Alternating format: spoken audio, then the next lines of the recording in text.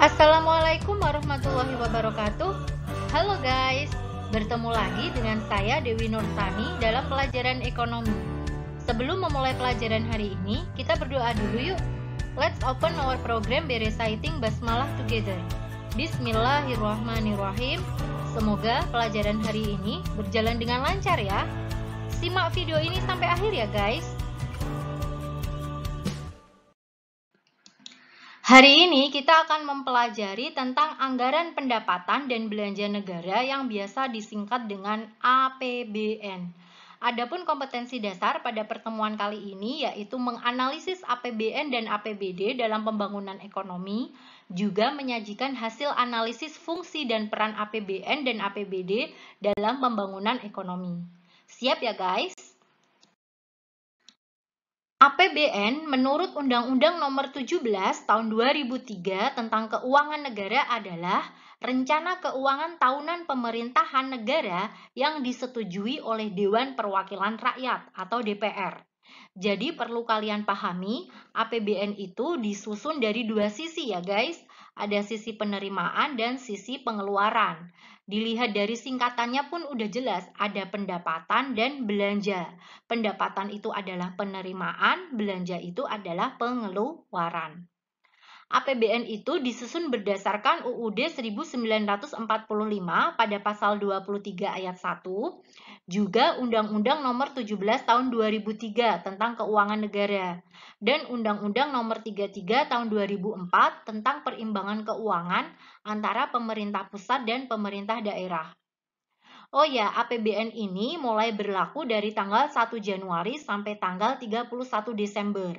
Jadi APBN itu disusun pada tahun sebelumnya dan dipakai pada tahun sekarang. Intinya kalau pemerintah itu menggunakan APBN pada tahun 2020, berarti APBN-nya itu sudah disusun di tahun 2019. Jadi seperti itu. Penyusunan APBN itu dilakukan 1 tahun sebelumnya.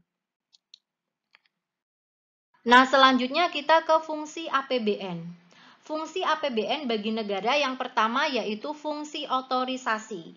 Pada fungsi otorisasi ini mengandung arti bahwa anggaran negara itu menjadi dasar untuk melaksanakan pendapatan dan belanja pada tahun yang bersangkutan. Nah, yang kedua yaitu fungsi perencanaan. Pada fungsi ini mengandung arti bahwa anggaran negara itu menjadi pedoman bagi pemerintahan dalam merencanakan kegiatan pada tahun yang bersangkutan. Nah, yang ketiga yaitu fungsi pengawasan. Pada fungsi ini mengandung arti bahwa anggaran negara menjadi pedoman untuk menilai apakah kegiatan penyelenggaraan pemerintahan negara sudah sesuai dengan ketentuan yang telah ditetapkan atau tidak. Nah, yang keempat yaitu fungsi alokasi. Pada fungsi ini mengandung arti bahwa anggaran negara harus diarahkan untuk mengurangi pengangguran dan pemborosan sumber daya, serta untuk meningkatkan efisiensi dan efektivitas perekonomian. Yang kelima yaitu fungsi distribusi. Pada fungsi ini mengandung arti bahwa kebijakan anggaran negara harus memperhatikan rasa keadilan dan kepatutan. Nah, yang kelima yaitu fungsi stabilisasi. Pada fungsi ini mengandung arti bahwa anggaran pemerintah menjadi alat untuk memelihara dan mengupayakan keseimbangan fundamental perekonomian.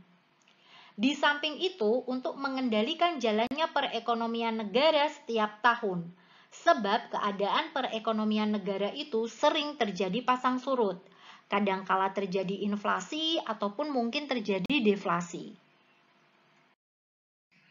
Adapun tujuan dari penyusunan APBN ini adalah digunakan sebagai pedoman untuk penerimaan dan pengeluaran negara dalam melaksanakan tugas kenegaraan untuk meningkatkan produksi, memberi kesempatan kerja, dan menumbuhkan perekonomian untuk mencapai kemakmuran masyarakat. Nah, selain itu, penyusunan APBN juga memiliki tujuan sebagai berikut. Yang pertama yaitu meningkatkan transparansi dan pertanggungjawaban pemerintah kepada DPR dan masyarakat luas. Yang kedua, penyusunan APBN ini juga digunakan untuk meningkatkan koordinasi antar bagian dalam lingkungan pemerintah. Nah, yang ketiga, penyusunan APBN ini bertujuan untuk membantu pemerintah dalam mencapai tujuan fiskal. Nah, yang keempat, penyusunan APBN ini memungkinkan pemerintah untuk memenuhi prioritas belanja. Nah, yang kelima, penyusunan APBN ini juga membantu menciptakan efisiensi dan keadilan dalam penyediakan barang dan jasa publik melalui proses pemprioritasan. Adapun prinsip penyusunan APBN terbagi menjadi dua ya, ada aspek pendapatan dan aspek pengeluaran. Karena APBN itu kan tadi ada dua pos ya, pos penerimaan dan pos pengeluaran. Pendapatan dan belanja. Kita ke pos pendapatan dulu. Untuk pos pendapatan ini, ketika memperoleh penerimaan, harus dilakukan intensifikasi penerimaan anggaran dalam hal jumlah dan kecepatan penyetoran. Jadi kalau memperoleh penerimaan, maka jumlah dan kecepatan penyetoran ini harus diintensifkan. Yang kedua juga harus ada intensifikasi dalam hal penagihan dan pemungutan piutang. Jadi kalau negara ini memberikan piutang, misalnya ada sewa atas penggunaan barang-barang milik negara ini, harus ditagih secara intensif agar pendapatannya itu terus masuk. Dan yang ketiga, ketika ada ganti rugi itu harus dituntut. Jadi ada penuntutan ganti rugi atas kerugian yang diderita oleh negara dari denda yang telah dijanjikan. Jadi kalau ada ganti rugi dan sebagainya itu harus dilakukan penuntutan agar uangnya cepat kembali karena itu merupakan pendapatan negara. Nah, dari sisi pengeluaran negara, ketika melakukan pengeluaran atau belanja, maka prinsipnya yang pertama harus hemat, tidak mewah, efisien, dan harus sesuai dengan kebutuhan teknis yang disyaratkan. Jadi, kalau membeli barang itu tidak boleh mengada-ada dan tidak boleh bermewah-mewah. Harus hemat. Yang kedua itu harus terarah, terkendali, dan sesuai dengan rencana, sesuai dengan program. Jadi, tidak boleh yang tidak di dalam rencana. Kemudian, semaksimal mungkin harus menggunakan hasil produksi dalam negeri dengan memperhatikan kemampuan potensial nasional. Nah, adapun asas dalam penyusunan APBN, yang pertama yaitu asas kemandirian. Asas ini mengandung arti bahwa pembiayaan negara didasarkan atas kemampuan negara, sedangkan pinjaman luar negeri itu hanya sebagai pelengkap saja. Nah, yang kedua, harus ada penghematan. Maksudnya ini asas penghematan atau peningkatan itu biar terjadi efisiensi dan produktivitas. Nah, yang ketiga yaitu asas penajaman prioritas pembangunan. Artinya harus mengutamakan pembiayaan yang lebih bermanfaat. Nah, sekarang akan saya jelaskan gambaran bagaimana cara menyusun suatu APBN. Bagaimana cara menyusun dan menetapkan suatu APBN. Cara menyusun atau menetapkan APBN yang pertama yaitu pemerintah pusat itu menyampaikan dulu pokok-pokok kebijakan fiskal dan kerangka ekonomi makro tahun anggaran berikutnya kepada DPR. Selambat-lambatnya itu pertengahan bulan Mei tahun berjalan. Jadi pada bulan Mei, pemerintah pusat itu nyampein dulu pokok-pokok kebijakan fiskal dan ekonomi makro untuk APBN di tahun berikutnya. Jadi menyusun APBN tahun yang akan datang itu disusunnya sekarang. Selambat-lambatnya itu pertengahan bulan Mei. Nah, yang kedua, langkah kedua pemerintah pusat dan DPR itu kemudian membahas kerangka ekonomi makro tadi dan pokok-pokok kebijakan fiskal yang diajukan oleh pemerintah pusat tadi dalam suatu pembicaraan pendahuluan rancangan APBN. Jadi dibuat dulu RAPBN-nya, rancangan APBN-nya.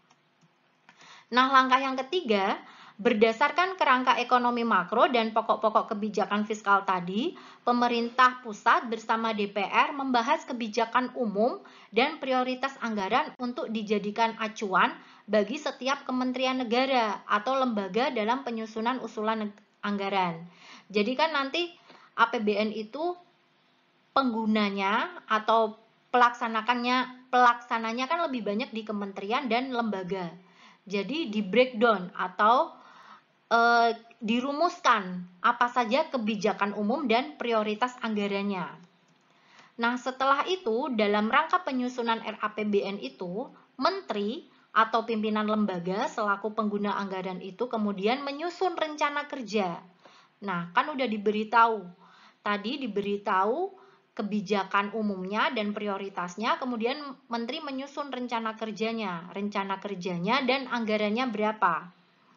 Nah, langkah yang kelima, rencana kerja dan anggaran tadi yang disusun oleh kementerian dan lembaga tadi disusun berdasarkan prestasi kerja yang dilengkapi dengan perkiraan belanjanya untuk tahun berikutnya, untuk APBN tahun berikutnya.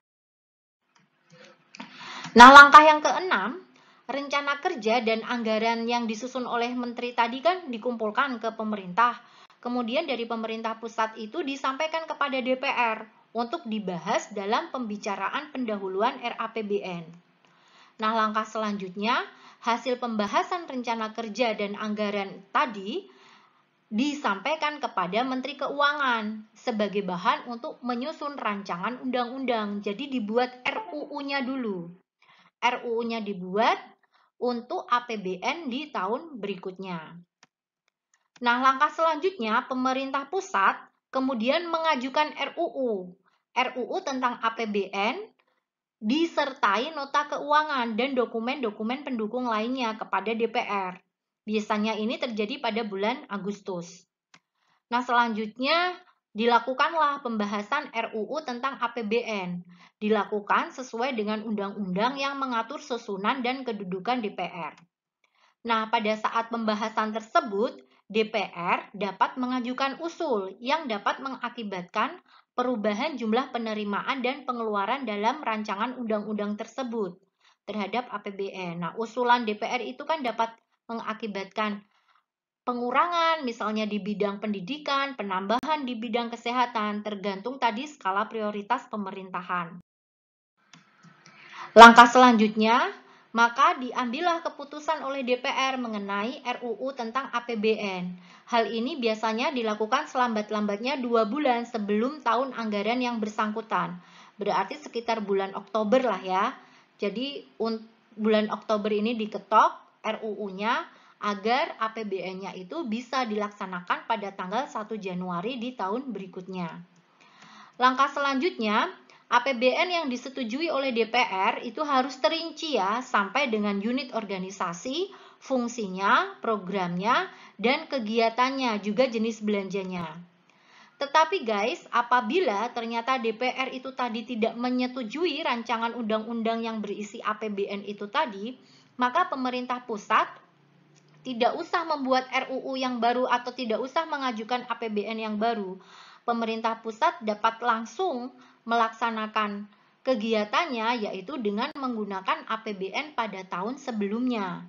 Nah, ini pemerintah pusat dapat melakukan pengeluaran setinggi-tingginya sebesar angka APBN pada tahun anggaran sebelumnya. Jadi seperti ini mekanisme penyusunan dan penetapan APBN. Adapun sumber-sumber penerimaan atau sumber pendapatan negara yang pertama itu diperoleh dari penerimaan dalam negeri, yang kedua dari hibah. Kita bahas yang penerimaan dari dalam negeri dulu. Penerimaan dari dalam negeri ini diperoleh dari penerimaan pajak. Penerimaan pajak ini biasanya dari pajak dalam negeri. Kalau pajak dalam negeri itu biasanya seperti pajak penghasilan, baik PPh migas, PPh dari minyak bumi dan gas, maupun PPh non-migas, pajak penghasilan perorangan, dan lain sebagainya ya. Ada juga pajak pertambahan nilai, ada PBB, PBB ini adalah pajak bumi dan bangunan. Ada juga BPHTB, ini adalah bea perolehan hak atas tanah dan bangunan. Ada juga cukai dan pajak lainnya. Nah, kemudian ada pajak perdagangan internasional. Ini terdiri dari bea masuk dan pajak pungutan ekspor. Nah, kemudian penerimaan yang bukan pajak. Penerimaan negara yang bukan pajak ini biasanya diperoleh dari penerimaan sumber daya alam yang terdiri dari penerimaan migas, misalnya menjual minyak bumi dan gas. Kemudian juga bisa saja penerimaan non-migas atau bagian laba BUMN ataupun dari surplus Bank Indonesia. serta penerimaan negara bukan pajak dari yang lainnya. Kemudian penerimaan yang kedua ini diperoleh dari hibah. Hibah itu semua penerimaan negara yang berasal dari sumbangan swasta, masyarakat, organisasi, atau perusahaan dalam negeri ataupun luar negeri. Jadi hibah itu tidak perlu dikembalikan ya. Dan hibah itu merupakan sumber pendapatan yang tidak pasti. Jadi hibah itu kayak diberi secara cuma-cuma gitu ya guys.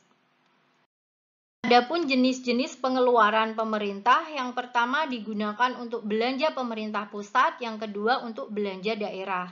Nah, belanja pemerintah pusat ini biasanya digunakan untuk pengeluaran rutin, seperti belanja pegawai, memberi honor ASN, gaji, dan sebagainya. Belanja barang, membayar bunga utang, belanja modal, belanja hibah, subsidi, dan bantuan sosial, serta belanja lainnya. Juga ada pengeluaran pembangunan seperti pembiayaan pembangunan dan pembiayaan proyek. Adapun belanja daerah yang pertama yaitu digunakan untuk dana perimbangan. Dana perimbangan itu adalah pengeluaran negara yang dialokasikan kepada daerah untuk membiayai kebutuhan daerah dalam rangka pelaksanaan desentralisasi, seperti dana bagi hasil, dana alokasi umum, dan dana alokasi khusus.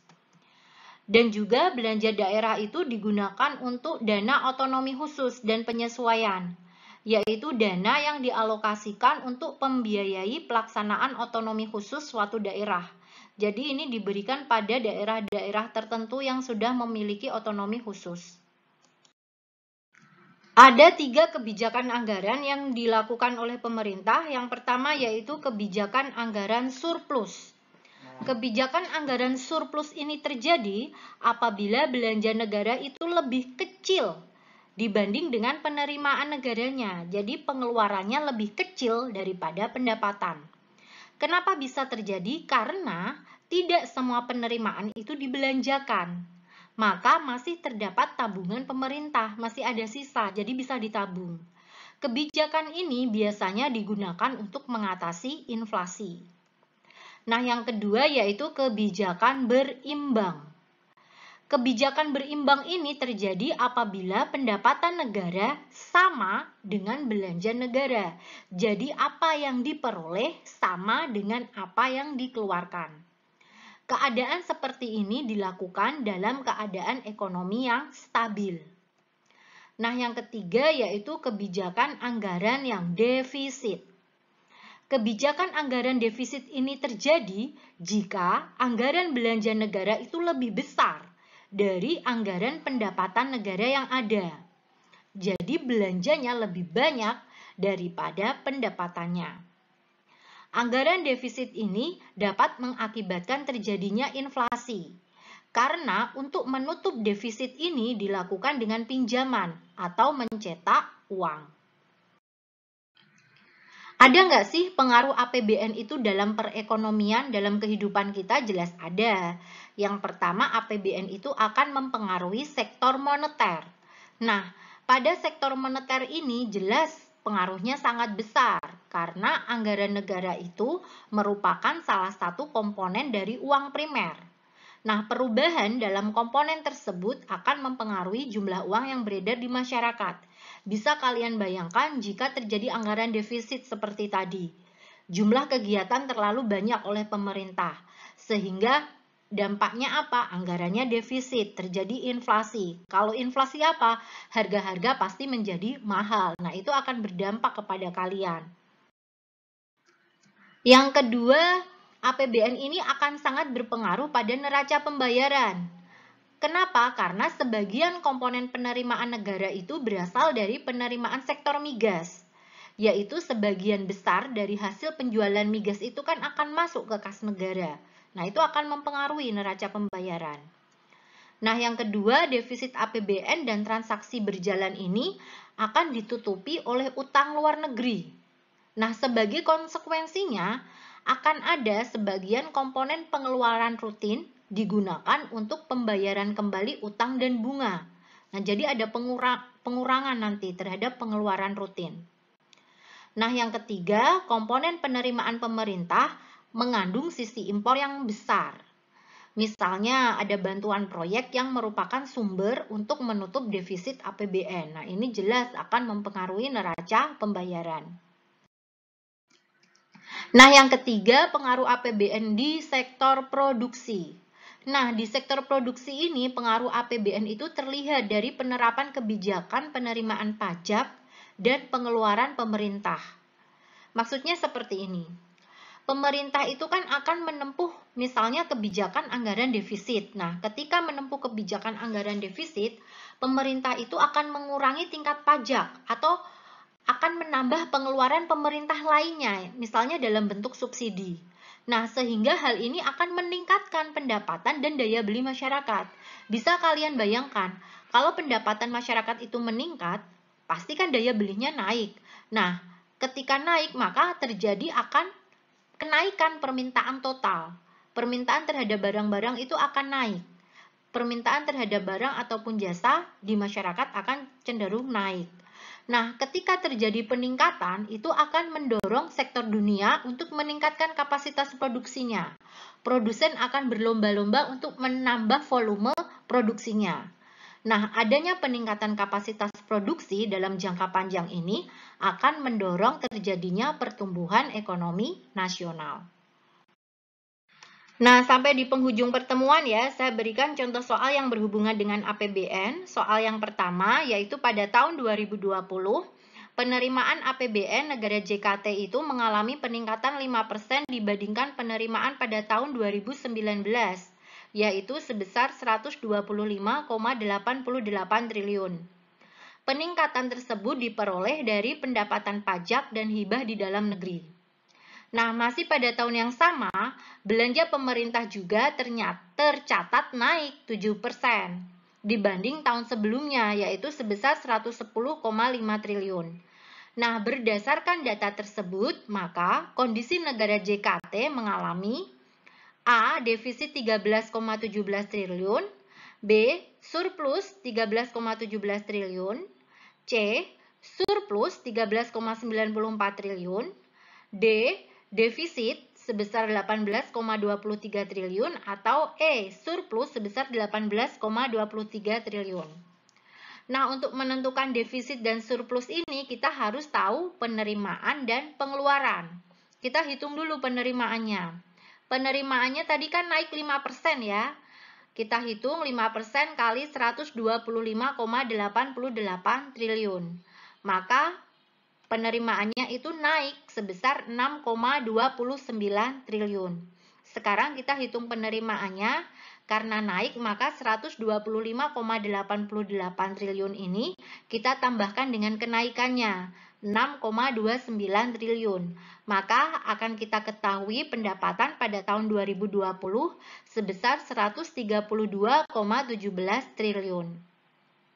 Nah, kalau kita sudah mengetahui penerimaannya atau pendapatannya, sekarang kita hitung pengeluarannya. Pengeluarannya tadi kan naik 7% ya dari tahun sebelumnya, dari 110,50. Maka kita hitung kenaikannya 7% kali 110,5 triliun akan ketemu peningkatan pengeluaran sebesar 7,73 triliun. Maka kita hitung total pengeluarannya pada tahun 2020, 110,5 kita tambahkan dengan 7,73. Kita tambahkan dengan kenaikannya, maka akan kita ketahui pengeluarannya sebesar 118,23 triliun. Nah, sekarang kita bandingkan. Pendapatannya 132,17 dan pengeluarannya 118,23. Masih besar mana, pendapatan atau pengeluaran? Masih besar pendapatan kan? Maka kalau masih besar pendapatan, jawabannya adalah surplus. Maka kemungkinan jawabannya adalah B, C, atau E. A dan D jelas tidak mungkin. Nah, kalau kalian sudah tahu ini adalah surplus, sekarang kita hitung berapa surplusnya. Kita cari selisihnya. 132,17 T dikurangi 118,23 ini. Nah, akan ketemu sebesar 13,94. Jadi berdasarkan penghitungan tersebut, negara JKT mengalami surplus sebesar 13,94. Diperoleh dari selisih ini ya, pendapatan dikurangi pengeluaran. Maka jawaban yang paling tepat adalah C. Soal yang kedua. Perhatikan APBN negara DNS pada tahun 2019. Negara DNS ini memperoleh pendapatan negara yang dari pajak sebesar 1.865,7 triliun, kemudian yang bukan pajak itu sebesar 367 triliun, kemudian memperoleh hibah sebesar 0,5 triliun. Kemudian belanja negara DNS itu yang belanja pemerintah pusat itu sebesar 1.683,5 triliun dan transfer ke daerah atau belanja daerah ini sebesar 856,9 triliun. Nah, kalian diminta untuk menganalisis APBN negara DNS pada tahun 2019 ini. Nah, untuk menganalisis ini kita jumlahkan dulu berapa pendapatannya dan berapa belanjanya. Kita hitung dulu pendapatannya, ini 1.865,7 ditambah 367 ditambah 0,5 akan ketemu 2.233,2 triliun. Ini ketemu pendapatannya. Kemudian belanjanya 1.683,5 ditambah 856,9, maka akan ketemu 2.540,4. Nah, sekarang kamu lihat perbandingannya. Antara pendapatan dan belanja lebih besar mana? Lebih besar belanja ya. Maka kalau kalian diminta untuk menganalisis, maka negara DNS ini akan mengalami defisit. Defisitnya sebesar berapa? Sebesar selisihnya. Nah, sebesar ini. Sebesar selisihnya karena lebih besar belanjanya. Maka negara DNS ini disarankan atau pasti telah melakukan pinjaman luar negeri karena digunakan untuk apa? Digunakan untuk menutupi kekurangan belanja negara tersebut. Guys, cobalah cari data APBN negara Indonesia selama 3 tahun terakhir dalam situs www.kemenkeu.go.id. Nanti situsnya saya tulis di kolom deskripsi ya, kalian tinggal pencet aja nih. Nah, berdasarkan data yang sudah kalian peroleh itu, bandingkanlah keadaan APBN 3 tahun terakhir. Dalam kondisi apakah negara Indonesia itu? Surplus, imbang, atau defisit? Kemudian, apa langkah yang harus diambil pemerintah dalam menghadapi atau memperbaiki APBN tahun ini? Nah, kalau sudah, buatlah hasil pengamatanmu tersebut dalam bentuk laporan. Kemudian serahkan pada gurumu dan diskusikanlah. Terima kasih sudah menyimak video ini sampai akhir. Let's close our program by reciting Hamdalah together. Alhamdulillahirabbil alamin. Semoga pelajaran hari ini bermanfaat ya. Wassalamualaikum warahmatullahi wabarakatuh. Salam equilibrium.